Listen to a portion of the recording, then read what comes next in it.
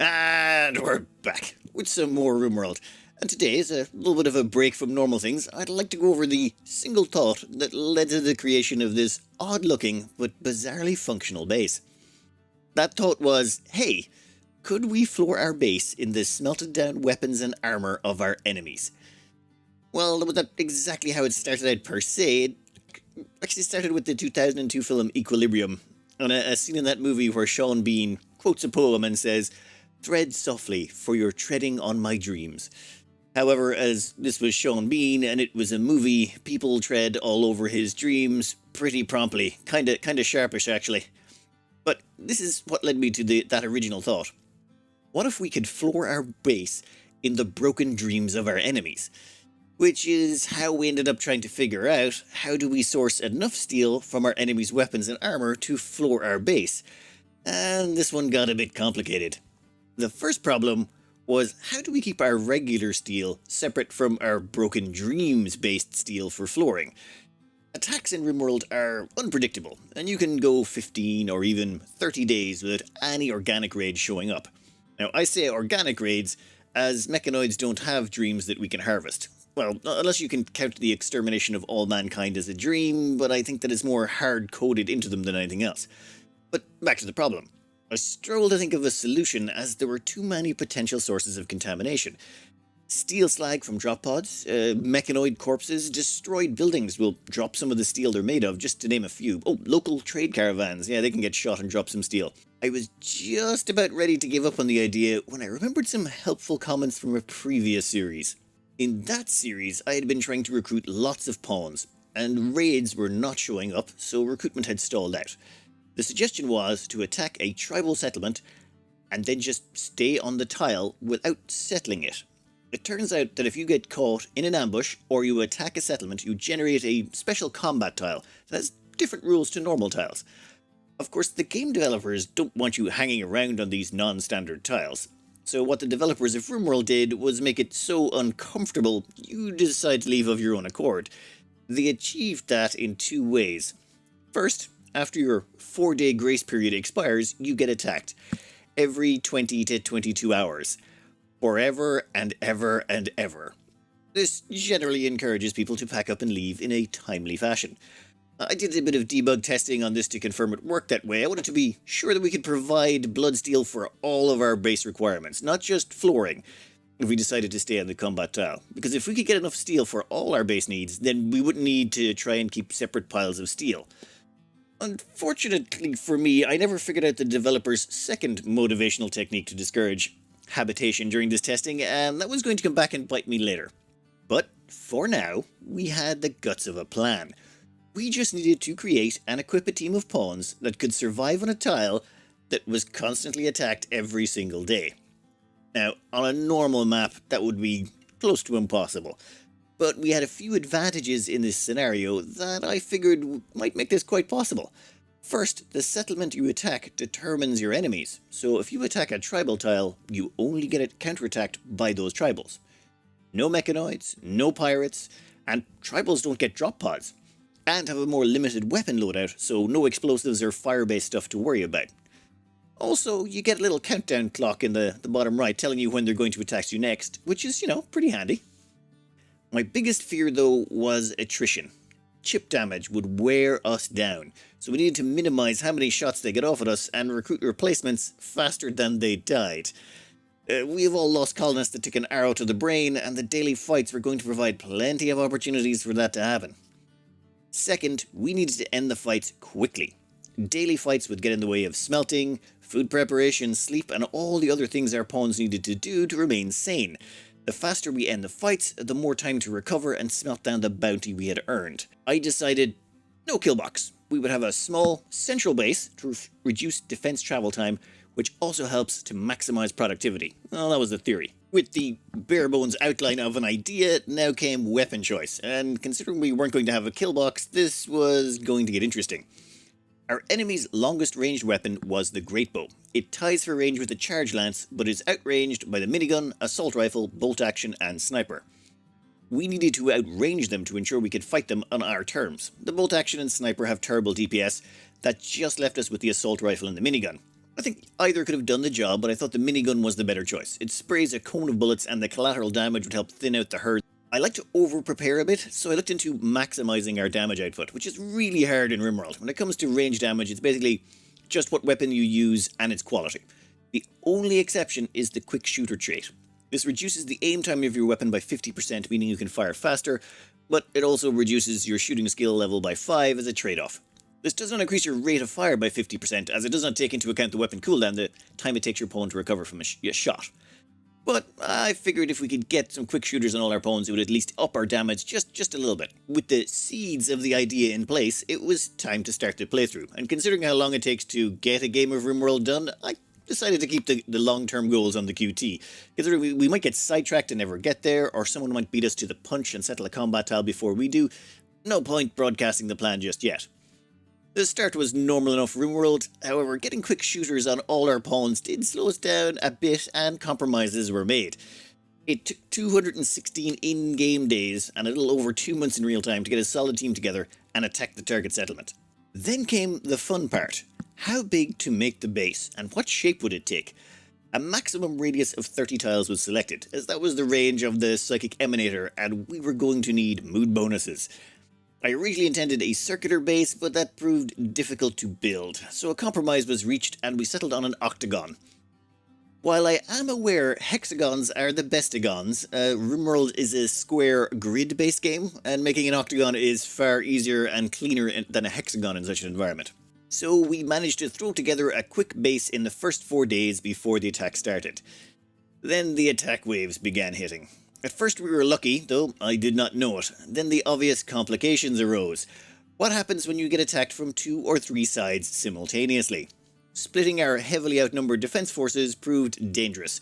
We ended up burning through our single-use items like Doomsdays and low shield packs really quickly, just trying to survive. We needed a new strategy. One hastily erected curtain wall around the base left only one opening to funnel all our enemies into a single location for easy harvesting. This is where we got a bit lucky. You see, sapper raids can be convinced not to dig into a wall if there is a turret behind it. They can sense the turret behind the walls, so triple, regular and sapper raids were now funneled to a single location. But version 1.3 had also introduced breacher raids. They don't care about turrets and just smash through any wall in their way, ignoring turret placement. But breachers only come in one big group. And our base was an octagon with defences set up on all sides, so now, with a bit of luck and planning, we only had to defend one location at a time for all future attacks. We were finally stable, but we came so close to dying several times before we got here. This was down to the developer's second method of discouraging people from settling on the tile. Raid size. See, raid size calculations in RimWorld are actually fairly straightforward. Add up how much all your pawns cost, how much all their equipment, bionics and buildings cost. That gives you a base number for a normal raid.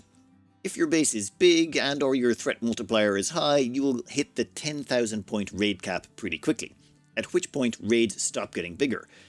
The raid cap is not the developers being nice, by the way, it's to stop players' computers from falling over, as the game is not terribly well optimized for larger raids. However, attacks on combat tiles are very different. The only wealth that counts is pawn wealth. Well, pawn and animal wealth, which I suppose makes sense, as the devs don't expect you to build a base there, they expect you to just be passing through. However, to make up for not including your buildings and item wealth, they slapped a 250% multiplier on all attacks. Unfortunately for us, that 250% multiplier is applied after the 10,000 point limit check, which meant with our 500% difficulty multiplier, we were already hitting the 10,000 point raid cap. That then got multiplied by 250%, giving us 25,000 point raids that almost broke us. But the curtain wall had saved us, and we stabilised. Well, almost. There was one last trick Randy pulled. This was to do with how raids path in RimWorld. To save on pathing calculation costs, raiders can clip inside each other, so they're able to move to a location without stressing your PC.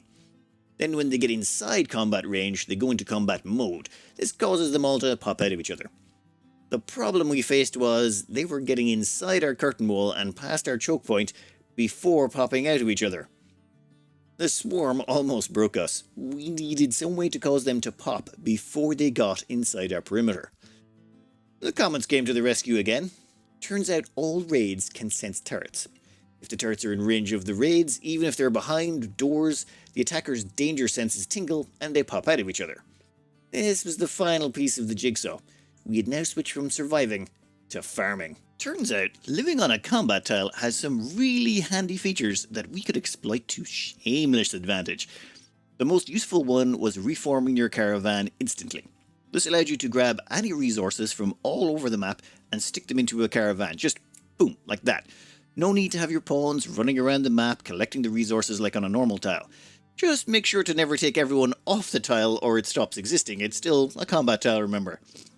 But this allows you to do fun things like creating an overloaded caravan, which is not possible normally, and then having a single pawn carry tons of steel to your recycling area all at once. I had planned on having an army of bears or dogs to haul the steel weapons for recycling, but this was way faster. Also, animals added to raid size, so better to not have an army of them lying around the place, just increasing the amount of attacks we get. One thing I should address is, why does the base look like it's screaming?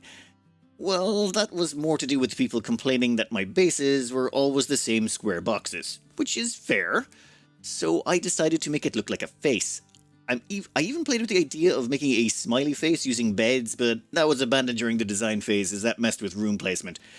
So, greenhouse crop areas for eyes, and orbital trade beacon area for a mouth. To me, it looks like the Scream by Edvar Munch, but none of that was really practical, to be honest. You can't get orbital traders on a combat tile, or toxic fallouts, or volcanic winters, so we could have organised this any way we wanted, really. But thematically, I'm glad it worked out this way. Also, you can't get flu, plague, mechanites, gutworms, sleeping sickness, malaria, psychic drones, or pretty much any negative event on a combat tile. Also, did I mention no drop pods or mechanoids either? If you can fend off the daily tribal raids, it's kind of paradise actually. Another little trick we could pull was raid manipulation. If we form all but one of our pawns into a caravan before the scheduled attack arrives, the raid size will be calculated with only the current pawns on the map, allowing us to skip some big fights if we are busy recycling or building. I may have exploited this a few times early on when we were very close to death. But time was still in short supply, so we took a few shortcuts to streamline our playstyle. Now, there is no way to sugarcoat this next bit. We switched to a cannibal religion so that we could take advantage of a limitless and convenient food source. We get fresh deliveries every day, so we honestly could get away without building a fridge. Our supply is literally that regular. This meant we could have less crop area, hence a smaller base, so less travel time for defense and work. Also, yes, I had planned this from this particular bit from the very beginning, and yes, I know I'm a monster, but from an efficiency standpoint, this was too good to pass up. This also gave us a mood boost for all our colonists, like a +6, which was important as we had moved everyone into a barracks. So they had lost their private rooms mood bonus, so whatever, like this counteracted that. Plus, daily attacks are a bit rough. We also needed some extra power to run all the smelters we had for all that steel recycling, so some of this bounty went into biofuel refining. What I had not planned for was to have execution required, but the comments made a really compelling case for it. Turns out, if you have the execution required meme, every time you execute a prisoner, you get +1 development points for your religion. All your pawns get a +3 mood boost for 2 days, that stacks up to +9. Additionally, the pawn that does it gains a +10 mood boost for 6 days, and on top of that, all the other colonists will like the executioner more with +15 social because they executed a prisoner. Like, that's a lot of boosts in one hit. There were downsides, of course. If you don't execute someone for a long time, you will get a small negative mood colony-wide. But considering how often we get attacked, prisoners were not something we were ever going to be lacking. This is the point where it starts to sink in. The tribals attacked us stopped being a negative and started being a resource we were exploiting for our benefit. And it only gets worse, or better from here, depending on your point of view, of course. Say hello to Jade. This is a very odd resource. I think originally the devs had plans for this material, but those plans have long since been forgotten. Its only real use is as a material for making statues, at which it excels due to its high beauty and value. However, it can be used to make terrible walls. And I say terrible because wood is literally tougher. Also, it's so expensive it adds a lot of wealth to your colony for no real benefit. But we had just stumbled into what I believe to be the only scenario where you can get away with building with it. Our raid size was not determined by building wealth on a combat tile, so we could use as much expensive material as we wanted. Also, due to the predictable raids, we did not need tough walls for our base anyway. But most importantly, tribal raiders sometimes drop jade when we kill them. Not a lot, you had to kill a huge amount for every piece, but our lifestyle right now was conducive to having more jade than any other base I have ever had. This is a Persona Zeus Hammer. It has the killed focus trait, which is, okay, it's not wholesome. If the person wielding this kills something, they gain 20% psi focus instantly. The pawn wielding it also has the Word of Inspiration ability. Now, normally what you would do is breed up some chickens, as they're the fastest reproducers, and get the kill focus pawn to kill chickens so you can farm inspirations for your pawns. And those inspirations will allow you to produce legendary weapons and armor or craft legendary buildings. However, we have a resource more plentiful than chickens. Enemy tribals that show up every day. I know. Also, the kill focus works even if the kill is an execution, so triple bonus there. If the person wielding the hammer does the execution, they get all the mood bonuses and social stuff on top of that.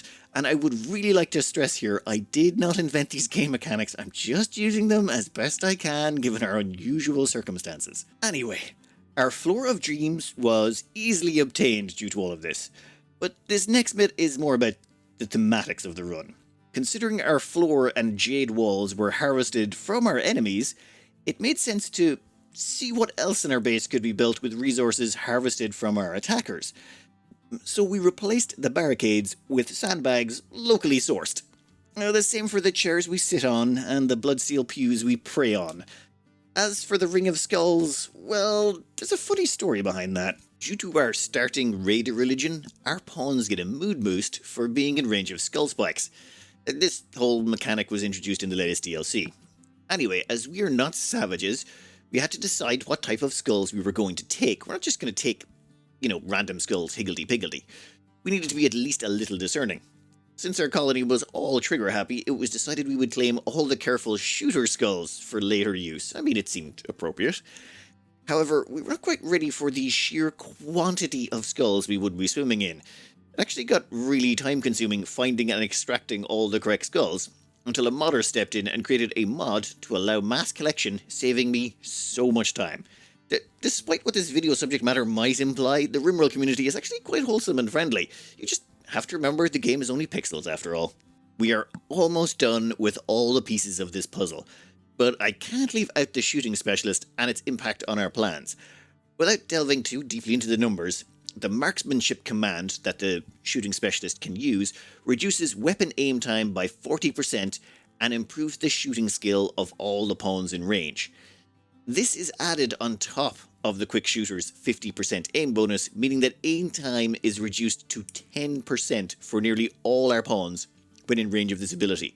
To slap a number on that, in the time it takes a normal pawn to fire a minigun 10 times, our pawns can fire a minigun 14.85 times. So almost 15 times. That's almost a 50% increase in bullets down range. Here is our team taking on 10 centipedes we debugged in. As you can see, our 4 marksmanship experts is one of the reasons we managed to not only survive, but thrive on this combat tile. Well, that, and also enemies drop herbal medicine, beer, smoke leaf, psychite tea, ambrosia, silver, and jade. They're also our food, power, and steel. They even provide the clothes on our backs, for which the cannibalism meme also gives us a +4 mood bonus. Kinda missed that bit. The only things they don't provide are Devil Strand, which we grow, and the advanced components and plasteel we use to make our bionics and helmets. But the copious amounts of leather they provide as a side product allows us to buy out all the surrounding shops of these materials and still have money left over. However, I need to come back to Jade for a moment, as I feel like that is unintentionally the most evil part of this base. And considering our colonist diets, I feel like I need to justify that statement, and I think you will agree with my reasoning. You see, I have this save file from when we first entered this tile. I also have the end save. I see how much jade and kills we have added to our colony since we entered this tile, so with some pretty basic math we can work out with great accuracy how much each piece of jade cost in lives. A single piece of jade costs roughly 5.8 lives. So each one of these walls cost 28.9 lives. That door, 144 lives. How about that shelf over there? 173. Those floor slabs we like to install because they look so shiny? 577. This jade altar to Emily, 1,732 lives. Adding up all the jade constructs, this entire base cost 16,399 lives. I had no jade plan when I started this playthrough, but RimWorld is a hell of a game, and is constantly finding ways to surprise you. So in short, the reason this base exists is because William Butler Yeats released a poem in 1899 that was quoted in a film I enjoyed in 2002, that YouTube figured out I liked and showed me clips of, that gave me the idea to make a base in RimWorld floored in our enemies' dreams. That resulted in me settling a combat tile and accidentally on purpose producing a base that looks like the screen picture, made entirely out of locally sourced materials that happen to be worth their weight in lives. I'm not sure Yeats would be entirely happy with what he inadvertently inspired over a century after his death, but I honestly found tracing the thread of this base's origin just fascinating. Humans are so weird. But all good things must come to an end, and I had originally intended to debug in the Stellar quest on this tile, and have Emily, basically the god of our religion, come down and lift the faithful up to the stars. But we can't do that. Well, wait, no, let me rephrase. We could do that, but we need to massively change the base. We need to install a kill box, replace the walls with tougher material, generally make this base a normal endgame base so that we could survive the quest raids. But I can't do that. It's just so beautiful and perfect. It's like a perfectly adapted organism for its environment. There's just a beauty to its efficiency that I don't want to destroy. Though I am well aware that our colonists are, well, you know, realistically monsters. Hey, who are you calling monsters? Allie? Yeah? Who are you calling monsters, buddy? Well, you're standing beside someone who, you know, you sort of intentionally brain damaged to give a mood beacon to everyone. You know, I think you should have a chat with Carl about this. Are you sure about that? Carl has a social skill of 6. You might be better off with... Oh, well, that's actually a very, very good point. And I would like to retract all of my previous statements and apologize for any inconvenience I may have caused you. All right. Now that that fool is gone, I can share the real story of this colony. We're not the monsters, we're the good guys. We are recycling the weapons of war that would have ended up in a landfill. Instead, we are recycling that waste into handcrafted, artisanal flooring. If we can be accused of anything, it's of being too environmentally conscious. Would you look at that? Jason just created a legendary flak vest using recycled steel. Thank you very much. Like I said, we're the good guys. Our food is locally sourced, 100% organic, sustainable, and actually carbon negative. With every bite, you are helping reduce the planet's carbon emissions. Our days here have a beautiful rhythm to them. We get up when we are called, and we sing hymns to bring redemption to the masses. Now, I know that redemption can be scary. Also, really loud. You gotta be careful about tinnitus. Your hearing protection is very important in this colony. Those seeking that redemption can find the noise a little bit scary too, but that's to be expected. Redemption is a scary thing.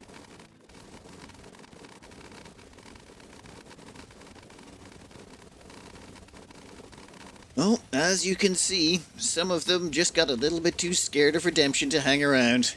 But that's okay. We don't mind. We'll welcome them back anytime they want. Also, don't forget to get a mammogram. Early detection saves lives. You see, our religious color is breast cancer awareness pink. That's because, you know, we're the good guys. Some people like to selectively report things to cast us in a bad light, but that's okay. We let our actions speak for us. They are deeply spiritual people, Yes, that you can leave in. It always scares people. But it's not all work here. We do like to kick back and have some fun, you know, and we also look out for each other. Poor Heavy Metal Pie here. She had a bit of a run-in with the Great Bow and took some brain damage. Yeah, she's not going to wake up again unless we do something about it. But don't worry, we have a plan. First, all we have to do is just kill her a little bit. Don't worry, it's just a little bit. Ali can take care of that nice and quickly, though realistically I don't know why it takes that long. And poof. Okay, so that's first part of the problem solved. Now all we gotta do is, well, we're gonna get our fiancé to take care of this next bit. That seems like a very personal thing, so I think the fiancé should do this next step. Alright, there we go. We've completely removed the damaged brain. Should be fine. Ooh, actually, that's gonna be handy in a minute. Now all we have to do is use this incredibly rare Resurrector Mech Serum. Poof! Would you look at that? Brain damage completely fixed, all in one fell swoop. Only downside is she completely lost her helmet, but that's okay. And, as an added bonus, when Heavy Metal Pie wakes up, the first thing she's gonna see looking her straight in the eyes is her own skull. She is totally gonna freak. Oh, excellent. So as you can see, we're just like everyone else. We look out for each other, and sometimes we play hilarious practical jokes, because that's what friends do. And good guys do too. Sticking with our inspirational theme, I would like to show you Mitchell's project that he's been working on. Now, he hasn't shared it with me either, have you, Mitchell? But I think it should be, it'll give you an example of what we're capable of. And is that a chair? Did you make pixel art of a chair? Wait, that's what it is, right? There's the legs. Mitchell, did you make pixel art of a chair? Skulls for the Skull Throne! Oh, yeah. I totally see it now. That's a throne. Yeah, so obvious. Can't believe I didn't see that first time round. Thank you very much, Mitchell. That was incredible. Between you and me, I think Mitchell has become far more charismatic since he came back from the dead. He's our moral guide, and his sermons have become way more inspirational. Anyway, I've taken off my helmet because I'd like to stop and take a moment to issue a heartfelt thank you to the Kinleague of Canbia. Your support has sheltered and clothed us. Your continued donations to our cause are a source of inspiration. You have empowered us to achieve our goal and push ourselves further than we ever thought possible. We have been left completely floored by your willingness to give until it hurts. Please, never change. Well, enough warmth. Time to get back to work. Mitchell, give us some words of inspiration for our upcoming hymns. Amen, brother. Amen.